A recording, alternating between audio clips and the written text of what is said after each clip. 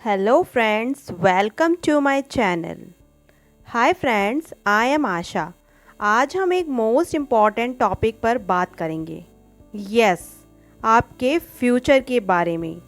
हमारा आज ही डिसाइड करेगा हमारा कल। और अगर आप भी अपने फ्यूचर के लिए आज राइट डिसीजन लेना चाहते हैं तो ये वीडियो कंप्लीट वॉच करना। चलिए शुरू करने से पहले जल्दी से चैनल को सब्सक्राइब करके बेल नोटिफिकेशन ऑन कीजिए और अपने फ्यूचर को ब्राइट होता देखिए। चलिए वीडियो को स्टार्ट करते हैं। आज आप क्या कर रहे हैं यही तय करेगा कि कल आप क्या करेंगे। एक छोटी सी स्टोरी जिसके लास्ट में हमें पता चलेगा कि हमारे फ्यूचर को सिक्योर करने के लिए हमारे प्रेजेंट को हमें कैसे यूज़ करना है। तो स्टार्ट करते हैं। माधोपुर नाम का एक गांव है जहां पर बहुत सारे किसान रहते हैं, लेकिन इस बार गांव में सूखा होने के कारण सभी किसान बहुत परेशान हैं। धरती से जैसे मानो पानी गायब हो चुका है। ट्यूबवेल भी जवाब दे चुके हैं। खेती करने के लिए बस अब भगवान भरोसे ही बैठे हैं। भगवान को प्रसन्न करने के लिए किसानों ने बहुत से पूजा पाठ और यज्ञ भी कराए, लेकिन इनका भी कोई फ़ायदा नहीं हुआ। बारिश है कि आने का नाम ही नहीं ले रही। हर रोज़ किसान एक जगह इकट्ठा होते और बादलों को ताकते रहते कि कब बारिश हो और कब वे खेतों में लौट सके। आज भी सभी बारिश का इंतज़ार करने में बैठे हुए थे। तभी किसी ने कहा, अरे ये हरिया कहाँ रह गया? 2-3 दिन से वो आ ही नहीं रहा। कहीं मेहनत मजदूरी करने शहर तो नहीं चला गया? अभी के लिए तो बात हंसी में टल गई, पर जब 2-3 दिन तक हरिया दिखाई नहीं दिया तो सभी उसके घर जा पहुँचे। बेटा, तेरे बाबूजी कहाँ हैं? हरिया के बेटे से किसी ने प्रश्न किया। पापा खेत में काम करने गए हैं, बेटा ये कहते हुए अंदर की ओर भागा। खेत में काम करने? सभी को बहुत हैरानी हुई। हरिया ऐसे कैसे कर सकता है? लगता है इस गर्मी में हरिया पगला गया है, किसी ने कहा, और फिर सभी हंसने लगते हैं। लेकिन सबके अंदर ये जानने की इच्छा थी कि हरिया खेत में आखिर कर क्या रहा है। सभी देखने के लिए चल पड़े। उन्होंने देखा खेत में जाके कि हरिया तो यहाँ पर गड्ढा खोद रहा है। अरे हरिया, ये तू क्या कर रहा है? कुछ नहीं, बस बारिश होने की तैयारी कर रहा हूँ। जहाँ बड़े बड़े जतन करने से बारिश नहीं हुई, वहाँ तेरा ये गड्ढा खोदने का टोटका कहाँ काम आने वाला है?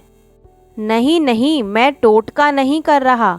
मैं तो बस कोशिश कर रहा हूँ कि जब बारिश हो तो मैं हर तरफ का बहाव इस गड्ढे में इकट्ठा कर सकूँ और फिर इस पानी को अपनी फसल में काम में ले सकूँ। इस बार का ठिकाना नहीं और तू अगली बार की बात कर रहा है। महीनों बीत गए, एक बूंद नहीं टपकी है आसमान से। ये बेकार की मेहनत में समय बर्बाद मत कर, चल हमारे साथ। लेकिन हरिया ने उनकी बात अनसुनी कर दी और कुछ दिनों में अपना जलाशय तैयार कर लिया। ऐसे ही कई दिन और बीत गए, पर बारिश नहीं हुई। फिर एक दिन अचानक ही रात में बादलों की घरघराहट सुनाई दी, बिजली चमकने लगी और बारिश होने लगी। मिट्टी की भीनी भीनी खुशबू सारे इलाके में फैल गई। किसानों के चेहरे खिल उठे। सभी सोचने लगे कि बस अब बुरे दिन खत्म हो जाएंगे। लेकिन ये क्या, कुछ देर बरसने के बाद बारिश थम गई और सभी की खुशी भी जाती रही। अगली सुबह जब किसान लोग खेत पर पहुंचे तो उन्होंने देखा कि खेतों की मिट्टी सिर्फ ऊपर से ही गीली हुई है। इतने में खेतों की जुताई नहीं की जा सकती और पानी की ज़रूरत पड़ने वाली है सिंचाई के लिए। वो हम कहाँ से लाएंगे? बेचारे किसान मायूस होकर वापस लौट जाते हैं। लेकिन दूसरी तरफ हरिया भी अपने खेत पहुंचा और लबालब भरे छोटे से जलाशय को देखकर खुश हो गया। समय गंवाए बिना उसने हल उठाया और खेत को जोतना शुरू कर दिया। कुछ ही महीनों में माधोपुर के सूखाग्रस्त इस इलाके में बस एक ही चीज़ हरी भरी दिखाई दे रही थी, और वो था हरिया का खेत। वाओ, बहुत ही वंडरफुल स्टोरी थी।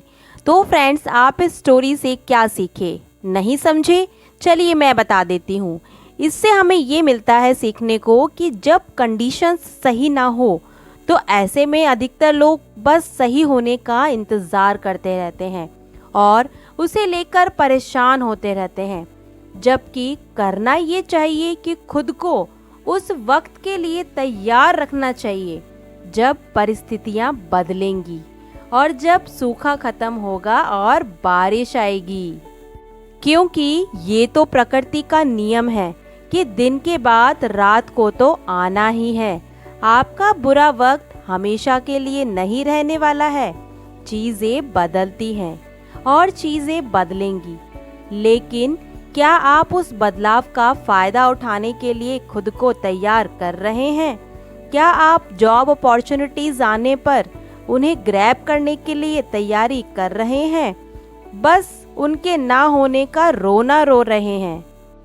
क्या एक्टिंग, सिंगिंग या डांसिंग का कोई मौका मिलने पर आप उसके लिए जी तोड़ मेहनत कर रहे हैं, या बस कांटेक्ट ना होने की अपनी बदनसीबी जाहिर कर रहे हैं? बस इतना समझ लीजिए कि आज आप क्या कर रहे हैं यही तय करेगा कि कल आप क्या करेंगे। आई होप कि इस लाइन का रियल मतलब अब आप समझ गए होंगे। अब ये आपकी चॉइस है कि आप अनसक्सेसफुल लोगों की भीड़ में इकट्ठा होना चाहते हैं या सिर्फ कुछ मुट्ठी भर के लोगों में जो कि अपने सक्सेसफुल होने का रास्ता बना पाते हैं उनमें जुड़ना चाहते हैं। It's your choice. अच्छी लगी हो वीडियो तो प्लीज़ शेयर ज़रूर कीजिए। Thank you so much.